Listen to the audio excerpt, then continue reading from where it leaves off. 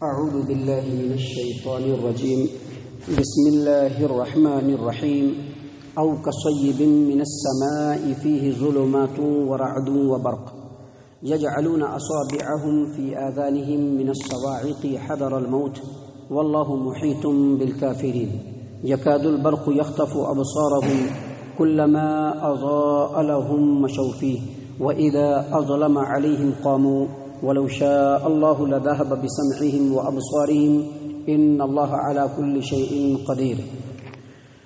یا ان منافقوں کی مثال آسمان سے زوردار بارش کی ہے کہ جس میں تاریکی بھی ہوتی ہے، بجلی کی کڑک بھی ہوتی ہے، چمک بھی ہوتی ہے. جب بھی بجلی چمکتی ہے تو بجلی کے کڑک کی آواز سے یہ منافقین موت کے ڈر سے اپنے کانوں میں انگلیاں ٹھونس لیتے ہیں اور اللہ تبارک و تعالی ان کو چاروں طرف سے گھیرے ہوا ہے. قریب ہے کہ بجلی کی چمک اور کڑک ان کے آنکھوں کو سلب کر لے، ان کے آنکھوں کی روشنی کو سلب کر لے. کلما اضاء لهم مشوا فیہ، جب بھی روشنی ہوتی ہے تو روشنی میں وہ چلنے لگتے ہیں. وَإِذَا أَظْلَمَ عَلَيْهِمْ قَامُوا، اور جب تاریکی چھاتی ہے تو ٹھہر جاتے ہیں. اور اللہ تبارک و تعالی اگر چاہے تو ان کی سماعت کو اور ان کی بصارت کو سلب کر لے، اور بے شک اللہ تبارک و تعالی ہر چیز کے اوپر قدرت رکھتا ہے. معزز سامعین کرام، سورۃ البقرہ سورہ نمبر 2 اور اسی سورت سے ابھی آپ کے سامنے آیت نمبر 19 اور 20 تلاوت کی گئی، اور ان دونوں آیات کا ترجمہ بھی آپ کے سامنے پیش کیا گیا. سامعین کرام، منافقین کے تعلق سے جتنی بھی باتیں اللہ تبارک و تعالی نے اس سورت کے اندر سورت کے آغاز میں بیان فرمائی ہے، اس کی یہ بالکل آخری کڑی ہے. اور ان دونوں آیات میں اللہ تبارک و تعالی نے ایک دوسرے قسم کے منافقوں کی مثال بیان کی ہے.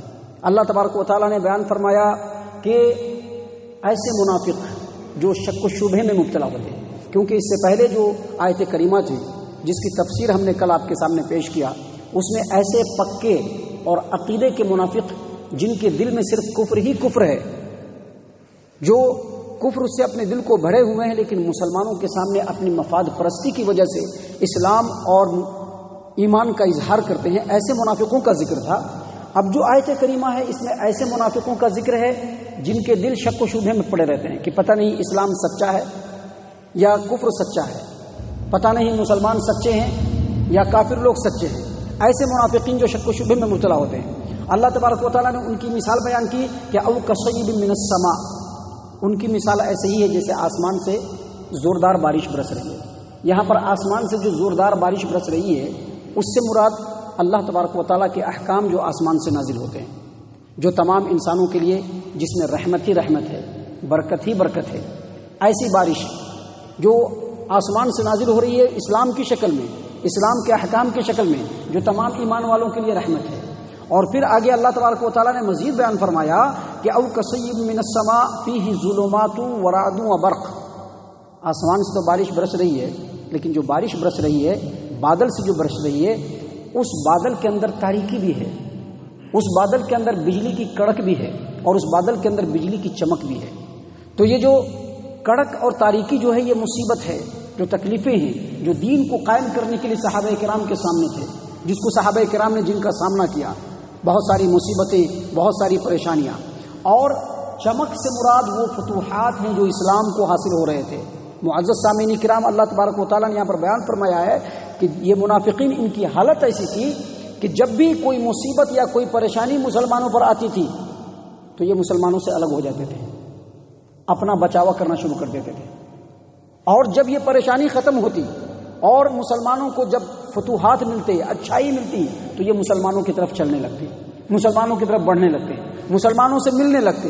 اللہ تبارک و تعالیٰ نے آگے مزید بیان فرمایا ہے کہ یہ ان کی حالت ایسی ہے کہ جب بھی کوئی مصیبت آتی ہے، کوئی تکلیف آتی ہے، تو موت کے ڈر سے یہ اپنے کانوں میں انگلی ٹھونس لیتے ہیں. کانوں میں انگلی ٹھونس لیتے ہیں، کیا مطلب؟ انگلی اس لیے ٹھونس لیتے ہیں کہ مسلمانوں سے ہم الگ ہو جائیں، وہ چیز ہم کو نہیں ملنا. اللہ تبارک و تعالیٰ نے اسی بات کو بیان فرمایا. اور آگے اللہ تبارک و تعالیٰ نے فرمایا واللہ محیط بالکافرین، اللہ تبارک و تعالیٰ ان کو چاروں طرف سے گھیرے ہوا ہے. مزید آگے اللہ تبارک و تعالیٰ نے فرمایا یکاد البرق یخطف ابصارهم، یہ جو بجلی کی چمک ہے قریب ہے کہ ان کی آنکھوں کی روشنی کو چھین لے. کیونکہ ان کی حالت یہ ہے کہ جب بھی کوئی مصیبت مسلمانوں پر پہنچتی یہ مسلمانوں سے الگ ہو جاتے تھے. اور جب مسلمانوں کو اچھائی ملتی تو یہ مسلمانوں کے قریب ہو جاتے تھے۔ اللہ تبارک و تعالیٰ نے آگے فرمایا کلما اضاء لهم مشوا فیہ، جب بھی روشنی ہوتی تو روشنی میں چلنے لگتے، یعنی مسلمانوں کی طرف بڑھنے لگتے۔ وَإِذَا أَظْلَمَ عَلَيْهِمْ قَامُوا، اور جب بھی تاریکی آتی تو یہ رک جاتے ہیں۔ اللہ تبارک و تعالیٰ فرماتے ہیں کہ اللہ اگر چاہے تو ان کی بصارت کو، ان کی سماعت کو، ان کے دیکھنے کی شکتی کو، ان کے سننے کی شکتی کو چھین لے، لیکن اللہ تبارک و تعالیٰ کا قانون ایسا نہیں ہے۔ اگرچہ اللہ تبارک و تعالیٰ ہر چیز پر قادر ہے، لیکن اللہ تبارک و تعالیٰ کا قانون ایسا نہیں ہے۔ اللہ تبارک و تعالیٰ اس دنیا میں پیدا ہونے والے ہر انسان کو کہ وہ کہاں تک دیکھ سکتا ہے اور کس حد تک جا سکتا ہے، اللہ تبارک و تعالیٰ اس کو چھوٹ دیتے ہیں۔ اگر نیکی میں بڑھتا ہے اس میں بھی اللہ اس کو چھوٹ دیتے ہیں، اگر بدی کی طرف بڑھتا ہے اس میں بھی اللہ چھوٹ دیتے ہیں، اگر کوئی کسی چیز کو کسی اور انداز میں دیکھنا چاہتا ہے اللہ اس میں بھی اس کو چھوٹ دیتے ہیں، اگرچہ اللہ تبارک و تعالیٰ ہر چیز پر قادر ہے۔ یہ ایک مثال اللہ تبارک و تعالیٰ نے بیان کی۔ معزز سامعین کرام، اب تک جو تفصیلات ہم نے آپ کے سامنے پیش کیے ہیں سورۃ البقرہ سے، اس سے یہ بات سمجھ میں آتی ہے کہ دنیا میں جو انسان ہے ان کی کئی قسمیں ہیں۔ ایک پکے سچے مومنین لوگ ہیں جن کی صفات اور جن کا تذکرہ اللہ تبارک و تعالیٰ نے سورہ کے آغاز میں ہی 4 آیت میں بیان کیا، اور اس کے بعد والی جو 2 آیات ہیں اس میں اللہ تبارک و تعالیٰ نے پکے کافروں کی صفات بیان کی، جن کے دلوں کے اوپر، جن کے کان کے اوپر اللہ نے مہر لگا دیا ہے اور آنکھوں پر پردہ ہے۔ اس کے بعد اللہ تبارک و تعالیٰ نے منافقین کا تذکرہ کیا، اور منافقین بھی 2 قسم کے ہوتے ہیں۔ پہلے جو منافق ہوتے ہیں وہ پکے اور خالص منافق، جن کے دل میں کفر ہی کفر بڑا رہتا ہے، جن کے لیے آگ والی مثال ہے۔ اور جو دوسری قسم کے منافق ہیں وہ شک و شبہ میں گھرے ہوئے منافق، کبھی ادھر چلے گئے کبھی ادھر چلے آئے۔ ایسے منافقین جو شک و شبہ کے شکار ہیں اس کے لیے بارش والی مثال ہے۔ لیکن یاد رکھیے قرآن کریم کے مجموعی جتنی بھی آیات ہیں ان کے اوپر آپ غور و فکر کریں گے تو آپ کو پتہ چلے گا کہ مومنین میں بھی 2 قسم ہیں۔ ایک ایسے مومنین جو اللہ تبارک و تعالیٰ کے بڑے مقربین ہیں، اللہ کے بڑے قریبی ہیں، اور دوسری قسم کے جو مومنین ہیں وہ نیکوکار، یعنی مقرب کا درجہ جو ہے اوپر ہے اور نیکوکار لوگوں کا درجہ اس سے نیچے ہے۔ اسی طرح سے کفار و مشرکین کی بھی 2 قسمیں ہیں۔ ایک ایسے کفار و مشرکین جو لوگوں کو کفر کی طرف ابھارنے والے ہیں، جو لوگوں کو اللہ تبارک و تعالیٰ سے بغاوت کروانے کی طرف ابھارنے والے ہیں، کفر کے داعی، اور دوسرے قسم کے جو کافر ہیں وہ ان کے پیچھے چلنے والے، ان کے مقلدین۔ اور اسی طرح سے منافقین کی بھی 2 قسم ہیں۔ ایک منافق جو ہوتا ہے وہ اعتقادی منافق، یعنی جس کے عقیدے کے اندر خرابی ہوتی ہے۔ عقیدے کے اندر خرابی کیسے ہوتی ہے؟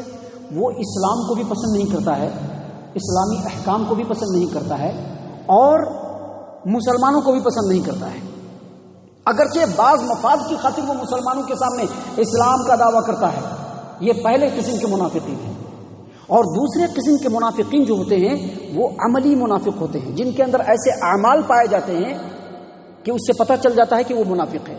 سامعین کرام، چاہے نفاق اعتقادی ہو چاہے نفاق عملی ہو، یاد رکھیے گا نفاق کا مطلب ہی یہی ہوتا ہے کہ زبان پہ کچھ اور ہوگا اور دل کے اندر کچھ اور ہوگی، یعنی اس کا ڈوئل فیس ہوگا، 2 چہرے ہوں گے، 2 چہرے۔ اور یہ جو نفاق ہے چاہے وہ اعتقادی ہو یا عملی ہو، اللہ تبارک و تعالیٰ کی نظر میں بالکل پسندیدہ نہیں ہے۔ پیارے رسول صلی اللہ علیہ وسلم کی حدیث ہے، صحیح البخاری کتاب الادب میں بھی ہے اور دیگر کتابوں کے اندر بھی روایت ہے کہ نبی صلی اللہ علیہ وسلم نے فرمایا کہ اے میرے امت کے لوگوں، قیامت کے دن تم سب سے بدترین ایسے لوگوں کو دیکھو گے جو ڈوئل فیس والے ہوں گے، ڈوئل فیس والے، 2 چہرے والے ہوں گے۔ ایک گروپ کے پاس جائیں گے تو ان کا چہرہ بالکل الگ ہوگا، اور دوسرے گروپ کے پاس آئیں گے تو ان کا چہرہ بالکل الگ ہوگا، اور اسی کو منافق کہتے ہیں۔ تو ایک منافق جو ہوتے ہیں وہ عملی اعتقادی منافق، جن کے عقیدے کے اندر خرابی ہوتی ہے، اور دوسرے جو منافق ہوتے ہیں وہ عملی منافق۔ اب عملی منافق کی پہچان کیسے ہوگی، اس کو بھی اللہ کے رسول صلی اللہ علیہ وسلم نے بتلایا ہے۔ آپ لوگوں نے سن بھی رکھا ہوگا، لیکن آج غور و فکر بھی کر لینا ہے۔ غور و فکر کیسے کرنا ہے کہ کہیں وہ صفات ہمارے اندر تو نہیں پائی جاتی۔ دیکھیے، جو عملی منافق ہے اس کے بارے میں نبی اکرم صلی اللہ علیہ وسلم نے صحیح البخاری کتاب الایمان باب علامت المنافق حدیث نمبر 34 اور صحیح مسلم کی حدیث ہے کتاب الایمان باب خصال المنافق، عبداللہ بن عمرو رضی اللہ عنہما روایت کرتے ہیں کہ نبی صلی اللہ علیہ وسلم نے فرمایا 4 من کن فیہ کان منافقا خالصا، تم میں سے کسی کے اندر بھی اگر 4 صفت موجود ہوں تو سمجھ لے کہ وہ پکا منافق ہے۔ اور پھر نبی صلی اللہ علیہ وسلم نے فرمایا کہ ان 4 صفت میں سے اگر ایک صفت بھی کسی کے اندر پایا جاتا ہے تو اس کے اندر نفاق کی علامت پائی جاتی ہے، اور نبی صلی اللہ علیہ وسلم نے پھر 4 صفت بیان فرمایا. کیا بیان فرمایا؟ کہ جب اس کو کسی چیز کی امانت دی جائے تو وہ امانت میں خیانت کرے. اذا اؤتمن خان، جب اس کو امانت دی جائے تو وہ امانت میں خیانت کرے. واذا حدث كذب، اور جب وہ گفتگو کرے تو جھوٹ بولے، جو گفتگو کرے تو جھوٹ بولے. واذا عاهد غدر، اور جب کوئی وعدہ کرے تو وعدہ خلافی کرے. واذا خاصم فجر، اور جب جھگڑے کی بات آ جائے، اپنی عزت کی بات آ جائے تو اپنا آپا کھو دے اور جو اس کے منہ میں آئے بولتا چلا جائے. یاد رکھیے یہ 4 صفت ہیں. اگر کسی بھی انسان کے اندر یہ 4 صفت بیک وقت موجود ہو تو وہ آدمی پکا اور خالص منافق ہے. اور اگر ایک صفت بھی پائی جاتی ہے تو اس کے اندر نفاق کی علامت پائی جاتی ہے. سامعین کرام، یہی بات تھی کہ صحابہ کرام نفاق سے بہت زیادہ خوف کھاتے تھے. صحابہ کرام نبی صلی اللہ علیہ وسلم کی زندگی میں بھی ڈرتے تھے. اللہ کے رسول صلی اللہ علیہ وسلم سے پوچھتے تھے کہ اللہ کے رسول صلی اللہ علیہ وسلم کہیں میں منافق تو نہیں ہو گیا. اگرچہ آج ہم لوگ منافق کو بہت برا سمجھتے ہیں کہ نہیں ہم لوگ منافق کیسے ہو سکتے ہیں، ایسا نہیں ہے. ہم لوگوں کے اندر بھی نفاق کی علامت آ سکتی ہے. ابھی جو آگے ہم بات بتائیں گے یہ اس سے بھی زیادہ امپورٹنٹ ہوگا ہم تمام کے لیے. معزز سامعین کرام، یاد رکھیے صحابہ کرام نبی صلی اللہ علیہ وسلم کی زندگی میں اللہ کے رسول صلی اللہ علیہ وسلم سے پوچھا کرتے تھے کہ اللہ کے رسول صلی اللہ علیہ وسلم میرے اندر ایسی ایسی صفت ہے، کہیں میں منافق تو نہیں ہو گیا. اور جب نبی صلی اللہ علیہ وسلم چلے گئے تو تابعی میں سے بہت سارے تابعی سے یہ روایت ہے کہ انہوں نے بہت سارے صحابہ کرام کو دیکھا کہ جن کو اپنے اوپر خوف تھا، ڈر تھا کہ کہیں وہ منافق تو نہیں ہو گئے. سامعین کرام، اسی حدیث کو سامنے رکھ کر کے علماء کرام نے استدلال کیا ہے کہ انسان کے دل میں ایمان کی خصلت بھی ہو سکتی ہے اور نفاق کی بھی خصلت ہو سکتی ہے، چاہے وہ نفاق عملی ہو یا اعتقادی ہو. روایت کیا جاتا ہے کہ انسان کے اندر جو دل ہے وہ دل 4 قسم کے ہوتے ہیں. 4 قسم کے. پہلا جو دل ہوتا ہے وہ ہر طرح کی بری خصلت سے پاک اور صاف و شفاف دل. دوسرا جو دل ہوتا ہے وہ غلاف میں مضبوطی سے بندھا ہوا دل، روایت کیا گیا ہے. اور تیسرا جو دل ہوتا ہے وہ الٹا دل. اور چوتھا جو دل ہوتا ہے وہ 2 رخا دل. پہلا دل جو ہر طرح کے برے خصلتوں سے پاک دل ہوتا ہے وہ مومن کا دل ہوتا ہے جو ایمان کے نور سے جگمگاتا رہتا ہے. دوسرا جو کسی چیز کے غلاف میں مضبوطی سے باندھا ہوا لپیٹا ہوا جو دل ہوتا ہے وہ کفار و مشرکین کا دل ہوتا ہے جس کے اندر ایمان گھس نہیں سکتا، ایسے کفار و مشرکین کا. اور تیسرا جو الٹا دل ہوتا ہے یہ منافقوں کا دل ہوتا ہے کہ جو حق بات تو جانتا ہے لیکن اس کے باوجود وہ کفر پہ اڑا رہتا ہے. اور جو چوتھا دل جو ہے وہ 2 رخا دل، یہ وہی 2 رخا دل ہے جس کے اندر ایمان بھی ہوگا اور نفاق بھی ہوگا. اور اسی روایت کے اندر یہ بھی بیان کیا گیا ہے کہ اس کی مثال آپ اس طرح سے لے سکتے ہیں کہ جو ایمان ہوتا ہے وہ ہریالی اور سبزی اور شادابی ہوتی ہے جو پاکیزہ پانی سے پروان چڑھتا ہے. اور جو نفاق ہوتا ہے وہ ایک پھوڑے کی مانند ہوتا ہے جس میں پیپ اور خون بھرا ہوتا ہے. اب آدمی جس چیز کی طرف زیادہ توجہ دے گا، اگر ایمان کی طرف زیادہ توجہ دے گا تو ایمان غالب آ جائے گا اور یہ نفاق ختم ہو جائے گا. اور اگر آدمی اس پھوڑے اور گھاؤ کی طرف جس میں خون اور پیپ بھرا ہوا ہے اگر اس کی طرف توجہ دے گا تو یہ غالب آ جائے گا اور پھر ایمان ختم ہو جائے گا. اس سے یہ پتہ چلا کہ جو نفاق ہے یہ بہت ہی بدترین صفت ہے. ہمارے اندر بھی ہو سکتا ہے کہ پایا جائے. اس کو آئیڈینٹیفائی کرنا یہ ہماری اپنی ذمہ داری ہے، دوسرے اس کی ذمہ داری نہیں لے سکتے. خود یہ ہماری ذمہ داری ہے کہ ہم آئیڈینٹیفائی کریں کہ کہیں ہمارے اندر نفاق کی علامت تو نہیں ہے. اور اگر علامت پائی جاتی ہے تو اس کا صرف ایک ہی علاج ہے کہ اخلاص کے ساتھ، للہیت کے ساتھ دل کو ہر چیز سے دور کر کے اللہ کے کلام سے جڑ جائیے. اللہ کے کلام میں جو احکام ہیں اس پر عمل کرنے میں لگ جائیے. اللہ کے رسول نے جو کچھ فرمایا ہے اس کو سن کر کے غور فکر کر کے اگر اپنی زندگی کے اندر وہ کوتاہی اور کمی ہے اس کو دور کر کے ایمان کے رستے پر لگ جائیے. یہی نفاق کا واحد علاج ہے اور اسی چیز کو اللہ اور اس کے رسول صلی اللہ علیہ وسلم نے اپنے اپنے بیانات میں بیان فرمایا ہے. اللہ تبارک و تعالیٰ سے دعا ہے کہ اللہ تبارک و تعالیٰ ہم تمام کو ان تمام باتوں کے اوپر غور و فکر اور تدبر کرنے کی توفیق عنایت فرمائے. ہم تمام کو ہمارا رب صحیح معنوں میں مومن اور مسلمان بنائے. اللہ تبارک و تعالیٰ ہم تمام کو کتاب و سنت کا متبع اور فرما بردار بنائے، پکا سچا مسلمان بنائے. صحابہ کرام کے اسوہ حسنہ کو اپنانے کی توفیق عنایت فرمائے. نفاق کی بری خصلت سے اللہ تبارک و تعالیٰ ہم تمام کی حفاظت فرمائے، جنت الفردوس میں جگہ عطا فرمائے. اے اللہ ہم تمام کو جہنم سے پناہ دے. اے رب العالمین ہم تمام کو جہنم سے پناہ دے. اے مالک الملک ہم تمام کو جہنم سے پناہ دے. آمین یا رب العالمین. وما علینا الا البلاغ المبین.